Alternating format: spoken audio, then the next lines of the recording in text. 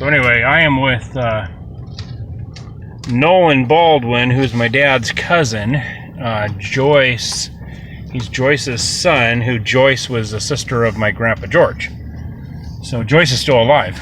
The only living sibling out of 11 siblings. But this is Adams Slough. You said also known as Adams Lake. Well, no, it's more of a lake than a slough now. It is, yeah, it's Adams huge. Slough. Adams, wow. Named after my great-grandfather, Gus Adams. Correct. So, wow, that's cool. I didn't even know that existed. Huh. Much bigger than it used to be, too. Yeah, I can imagine. In about the mid-90s, we had a huge rain event. Border to border in North Dakota. It's like 6 inches of rain fell. Yeah. And that was the start of what's turned out to be a better part of a 30-year wet spell. It's dry now, you know. Right. But there's the amount of water that fell and filled all this stuff up to levels it had been before, because as you go around, like as they filled, you would see notches on the hillside, which never made any sense. But when the water came up, it would hit the notch all the way around the hill, you know, the slough at the same time. Right. So it was there before, and it did erode the hillsides, you know. And we're just fortunate enough to be living at a time when it's bad. Call it climate change or whatever, but we call it weather, you know. But a little snake. Good God.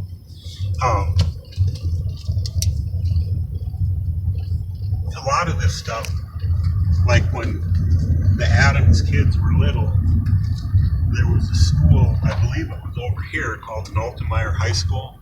Right. Altemeyer School, it was actually a fairly big building, and I'm not exactly sure where it was.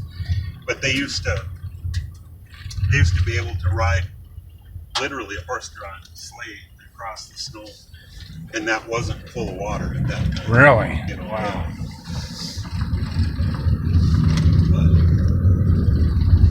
Wow. Anyway, it's kind of interesting.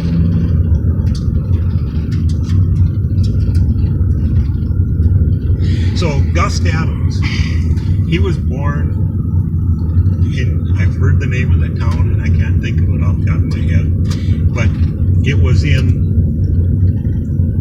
today it's in Poland. At the time, there's a strip of Poland that after 2 world wars, it was originally Germany.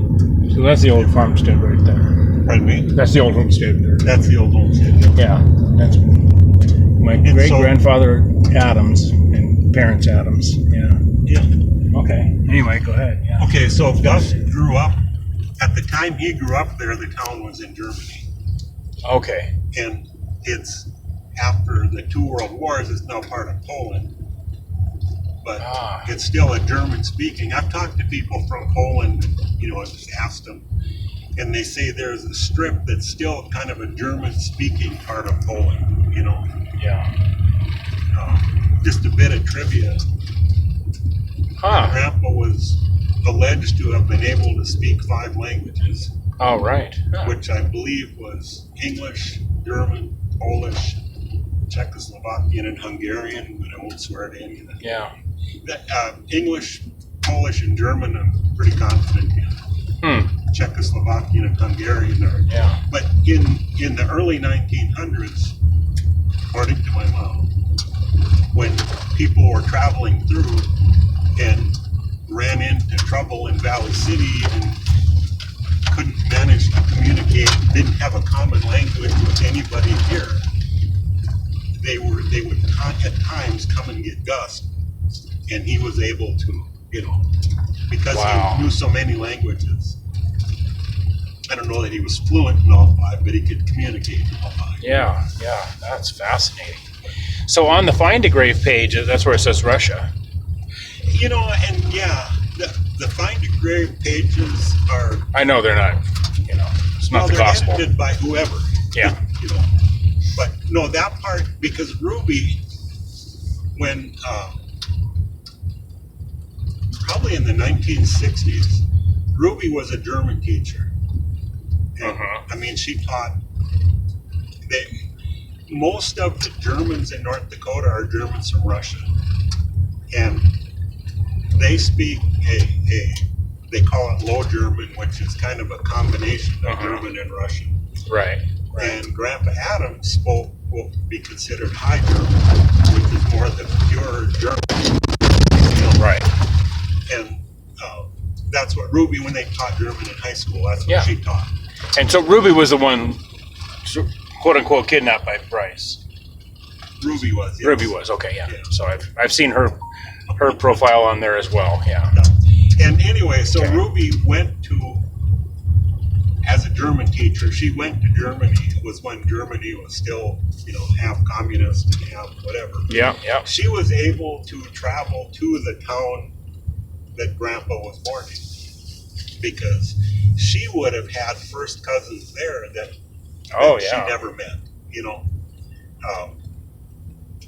You can see here where they built this road up. The water has gone down from what it once was, but I'll guarantee you this was barely out of the water. And there's places like that all around, and as it dries out and goes back down, it's going to look pretty weird. But right.